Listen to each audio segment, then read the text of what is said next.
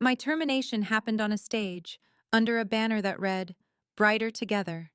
Nothing says togetherness like firing someone in front of 300 coworkers and a tray of lukewarm pastries. I was near the back of the auditorium when the projector flashed my employee profile photo. A thin man in a silver blazer stepped to the microphone and announced a compliance reminder about conflicts of interest. Then the slide changed to grainy security footage of me walking into a building with a neon sign, Kestrel Annex. Rowan, our head of people integrity, appeared with a tablet like a judge holding a sentence. "Juniper Shaw," he said, "please come forward."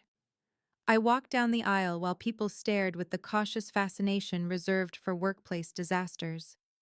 At the front, Niles Crowe, our chief operations prince, waited with his arms folded and his expensive watch shining like a threat. "You have been entering the Kestrel Annex after hours," Rowan said. "That facility is registered to a firm that competes with Larkspur Systems." Larkspur Systems, the company that sold predictive transaction intelligence to banks and pretended it was sorcery. The company whose cyber defenses existed because I existed. "Yes," I said. Rowan blinked. Niles frowned. They had expected denial, tears, bargaining. Instead, they got honesty and an empty calm that surprised even me. "You admit it?" Niles asked. "I admit I have been in that building," I said. "I also admit your badge readers are overdue for a firmware patch because that camera footage is missing every other frame." That earned a few muffled coughs from the audience. I saw someone from accounting hide a smile behind a donut. Rowan recovered. "This violates your agreement. You are terminated effective immediately. Security will escort you to collect your belongings. You will provide access credentials before leaving." I looked up at Brighter Together and wondered if irony qualified for a tax deduction. "You are right," I said. "I should focus on one position." Niles stared, as if my composure was a second offense. Security approached, apologetic. On the walk to my desk, people whispered. Some looked away. A few offered the soft, frightened sympathy of employees who know they could be next. In my drawer, I had a spare phone charger, a small cactus, and a notebook full of network diagrams no one else could read. I packed them with slow care, like I was dismantling a shrine. I did not take much because I had not been allowed to have much. As we passed the glass offices, I saw Dre Sutter, our chief technology visionary, pretending to study his screen. Dre had promised me a full security team. Then he promised it after the next funding round. Then after the partnership. Then after stabilization, which apparently meant after my nervous system stopped vibrating. Outside, the air felt new. My phone buzzed with a message from Sable Hart. "Still meeting today?" Sable was the only person at CypherCon who asked me questions that were not disguised attempts to steal ideas. She had listened when I said, carefully, that my architecture was not a product. It was a daily ritual. It required hands that understood why each safeguard existed. I typed back, "Yes, and I am available." I drove away, the Larkspur Tower glittering in my rearview mirror. They thought they had fired an employee. What they had really done was unplug the one human component holding their shining machine together. Sable picked the meeting spot, a quiet cafe under an overpass where nobody asked what you did for a living. She arrived with a laptop bag, a calm smile, and the posture of someone who has never had to apologize for being competent. "I heard," she said, sliding into the booth, "Larkspur performed your exit with theatrical flair." "They prefer spectacle to staffing," I replied. "It is cheaper." She laughed, sharp and delighted, then placed a folder on the table. "Brimstone Ledger Group, the company that leased the Kestrel Annex, the company Larkspur labeled a rival when investors were listening." "We have a role," Sable said. "Chief Security Architect, real budget, real headcount, real authority." The word team hovered behind her sentence like a blessing I did not trust. I let my memory run backward, because it always did when someone offered me what I had begged for. When I joined Larkspur, Dre Sutter told me I would lead a 5-person security group. He said it with bright-eyed sincerity executives practice in mirrors. By the time my onboarding badge stopped sticking to my blouse, strategic right-sizing had dissolved two of those positions. Then came the slow collapse. One engineer left for better pay. Another burned out after being asked to cover incident response and compliance audits with no support. I requested replacements. I presented risk models and industry benchmarks. Niles Crow nodded sympathetically, then asked if I could streamline the threat pipeline, as if cyber attacks were a cluttered closet. Over time, the security program became a single point of failure with my name on it.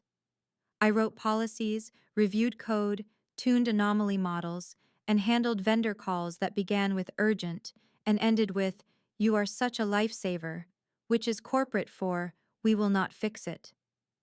I built a layered authentication framework called Cindergate. It worked, but it was temperamental.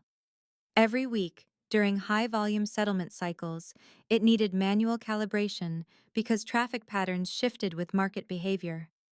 I asked to train others. I recorded walkthroughs. I documented procedures in the knowledge base. Those documents were treated like decorative plants, praised, ignored, and left to die. At CypherCon, I presented my adaptive trust lattice and expected polite applause and polite forgetting. Instead, Sable found me afterward with real questions, the kind that show interest rather than extraction. She offered weekend advisory work, no system access, no secrets, just architecture review, paid at a rate that made my salary look like a punchline. I agreed because being respected is addictive. Somebody at Larkspur noticed I had been near Kestrel Annex. Maybe they saw my car. Maybe they saw me walking in with a folder. Maybe they just wanted an excuse. Suspicion is easier than admitting you built a fortress on one person's spine. Now Sable watched me consider her offer. "You do not owe them anything," she said. "I know," I replied, "but they owe themselves consequences." She tilted her head. "That sounds like revenge." "It is," I said. "Not sabotage, just gravity." Sable slid the offer letter closer. Equity, signing bonus, a security budget with training, tooling, and something I had not seen in years, redundancy. "When can you start?" she asked. I pictured the auditorium banner and Niles folding his arms like a verdict. I pictured Dre pretending not to see me. "Early next week," I said, "as soon as my nervous system remembers what sleep is." Sable's smile softened. "Welcome to Brimstone." I signed with the cafe pen, which was leaky and dramatic. It felt appropriate. My phone buzzed. A blocked number, 2 words, "Call me." I slid the phone face down and savored my espresso like it was justice. They had pushed me off the stage. Now I was choosing my next one. Brimstone Ledger did not welcome me with a motivational poster and suspicious pastries. They welcomed me with a badge that worked, an office with a door, and a calendar invite titled, "Meet Your Team." Team. There it was, printed in polite font, like it had always been normal. Sable walked me into a conference room where 8 engineers were already waiting. They introduced themselves like people, not resources. No one asked me to fix an emergency before I sat down. Sable said, "Juniper built Cinder Gate at Larkspur." One of them, Mateo, blinked. "Alone?" "Not by choice," I said. Then they asked what I wanted to build. Not what fires I could extinguish, but what I wanted. I told them I wanted resilience that did not depend on a single human being. Documentation that was read. On-call rotations that did not turn people into alarms.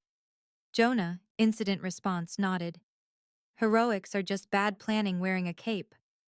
I laughed, startled by how good it felt. While Brimstone gave me resources, Larkspur did what it always did. Pretend nothing had changed. Systems can coast on momentum for a little while, the way a car can roll after you cut the engine, right until gravity remembers it is in charge. My phone started buzzing not long after the early morning stand-up. Dre, then Rowan, then an executive assistant I had never met, which is how you know it is serious, because leaders outsource their panic. I let the calls ring. I was mapping identity flows with Tessa and enjoying the scandalous luxury of not being responsible for a $1 billion platform before breakfast. By later that afternoon, I had voicemails. Dre's tone was casual, the way people talk when they are trying to make an emergency sound like a minor inconvenience. Juniper, we are seeing authentication delays. Probably a configuration issue. Call me when you can. Authentication delays. Translation: Cindergate was entering its weekly calibration window, and nobody was there to touch the dials. The next message was Niles. No casual, just steel.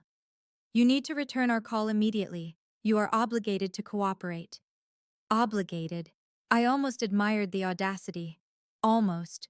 At Brimstone, people argued in good faith. They challenged my ideas without trying to humiliate me. They asked why, not just what. Each time someone built on my suggestion, something in my shoulders loosened. My phone buzzed again. Missed calls stacked up like invoices. A text from Rowan. Legal is reviewing your separation. We may have acted hastily. Call now. I typed back one sentence. I am focusing on one position. Sable glanced at me as I set the phone down. They are escalating? They are discovering physics, I said. Around the next morning, news sites began muttering about service disruptions at an unnamed financial tech provider. I did not need a headline. I knew the pattern. Credential refreshes failing, logs swelling, failover loops thrashing. Mateo saw another call light up.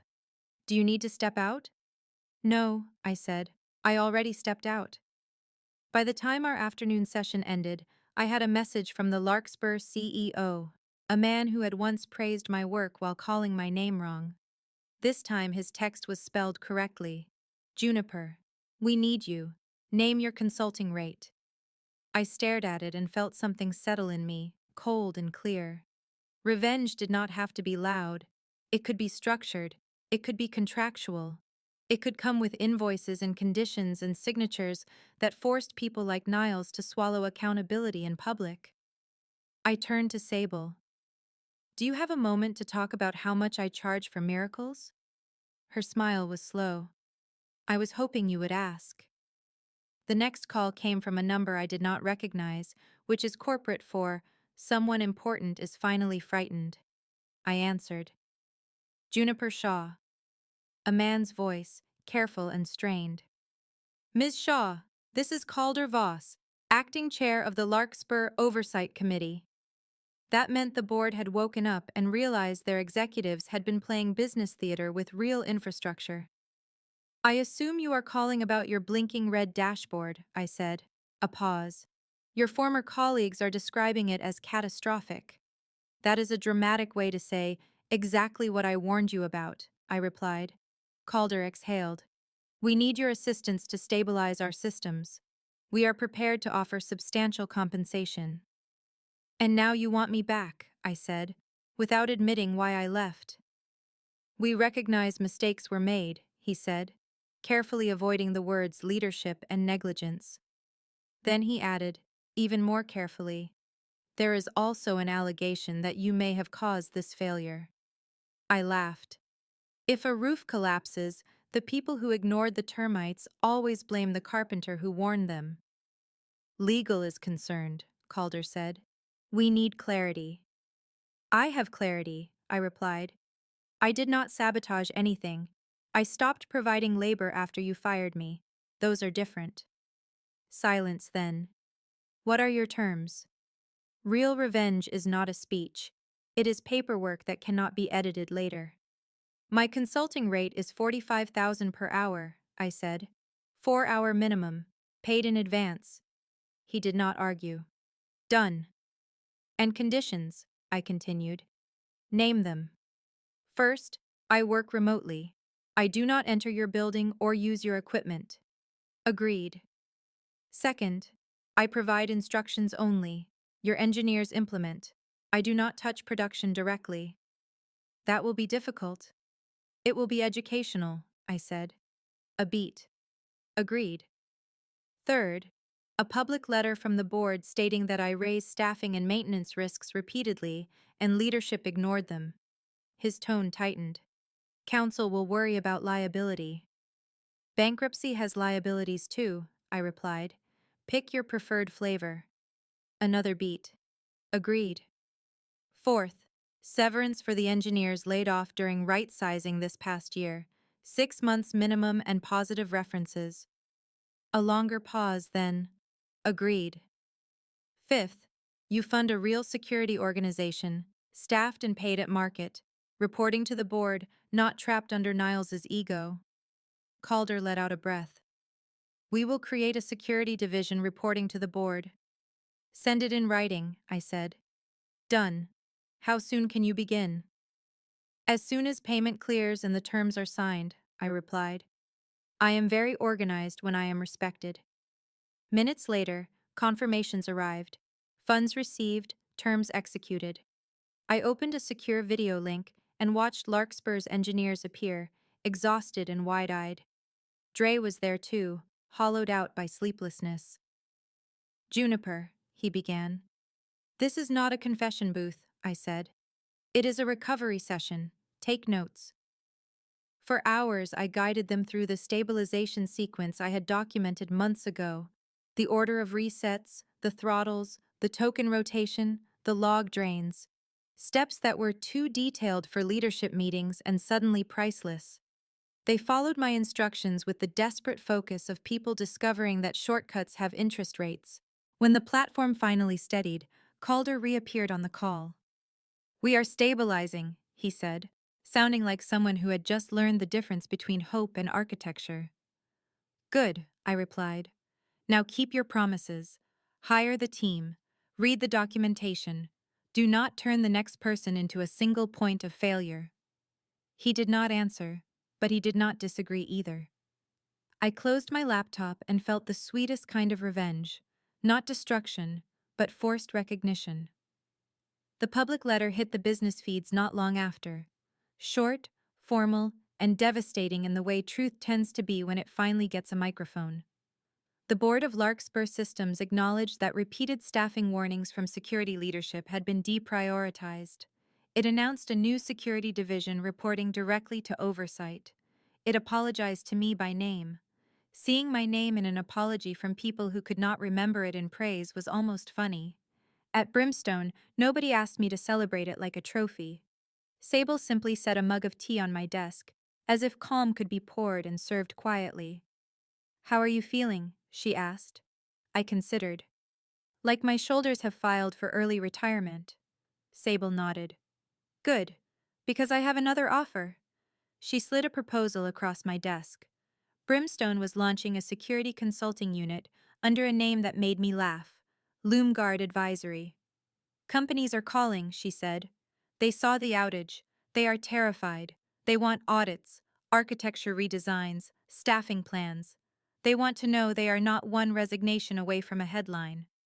You want me to lead it, I said. I want you to build it, she corrected. With a team, with boundaries, with credit.